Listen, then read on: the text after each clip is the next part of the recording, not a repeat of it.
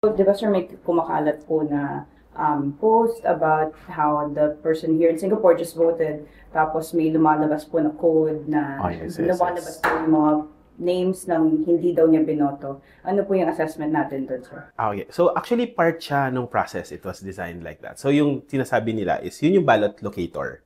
So after bumoto nung botante, makikita yung page na yun, nakalagay dun yung ballot ID. And then using that ballot ID, may makikitang QR code dun sa ilalim. Then it will lead them to a link na po pwede lang input yung ballot ID doon and then ipapakita yung plain text hash nung ballot. So actually, it's the plain text version of the ballot itself. So yung makikita nila doon, if they actually scroll from start to finish, what they will see is all the list of candidates that are in the ballot itself. So po pwede nilang i-compare yon sa ballot face, which can also be found in the COMELEC website. So they will see that it's all the complete list of candidates for senators as well as party list. They will not really see yung actual na binoto nila doon because it is encrypted. So it is designed like that. Kasi if it's physically seen by anyone, so nawawala na yung sanctity or secrecy ng pagboto. So yun naman din siya. I-check lang nila completely and they will see that it's really just all the list of candidates. Yun. Okay. I think, sir, the confusion came from how, diba, it's a code eh. Parang Yes, it's not a yes, yes. straightforward It's not ballot as- face. Bakit po ganun? So it's yung nga. So plain text version siya. So ibig sabihin, it's how the machine or the system reads the ballot face. So kung tayo as an individual, nakikita natin there's colors, there's how the layout is designed. So yun siya, it's a hash. So it's how the machine has read the ballot itself.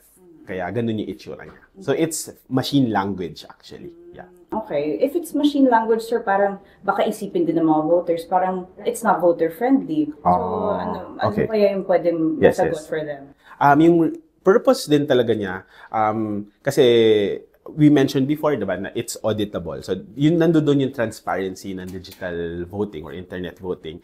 So, after we've already gathered all the ballots and everything, so, yung mga hash na yan, that programming language, i-consolidate siya afterwards when everything is when all the votes have been cast, and then doon natin makikita din yung results niyan. We will actually be tested rin before we count all the ballots din. We will test if the system has correctly counted all the votes as well. And all the results will also be made available to the public. Na yun naman is yun na yung user-friendly niya, na mas maiintindihan po nating lahat as individuals. Okay. So is there a way po, sir, na your voter can still see clearly that the system read their votes? For now, yes, yun yung ano talaga siya. Yun na yung proof that your vote was cast.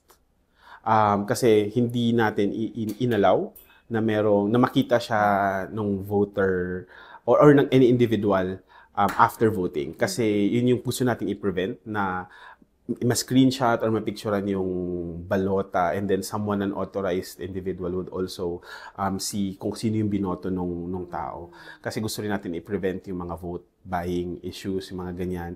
And also to protect nga yung sanctity and secrecy nung pagboto nung botante. So, actually, can you go into the vote buying more? Kasi yun din actually sabi ni Chair when we asked him this morning. Yes, yes. Paano po kaya magagamit yung full ballot with their votes for vote buying? Okay.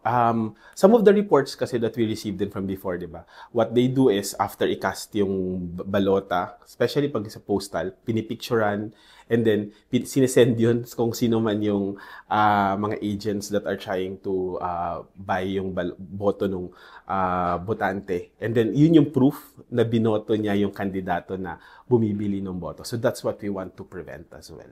Maybe final message lang ng assurance, sir. How can the Filipinos who already voted, how can they really make sure that their votes went to the candidates that they want?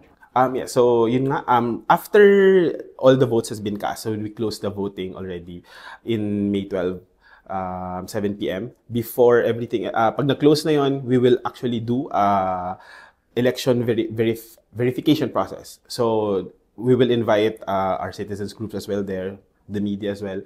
Ipapakita doon ng system that it counted correctly as intended yung mga balota.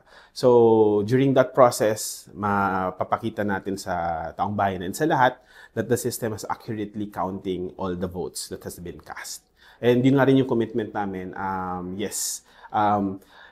Responsibilidad natin na alagaan at i-secure yung vote. So it's not just as a COMELEC. So we understand kung bakit ganun din yung concern sa mga kababayan natin. So makakaasa naman kayo na kami rin sa COMELEC, yun din yung aming commitment at yun din yung ginagawa namin to make sure na lahat po ng boto natin mabibilang ng tama.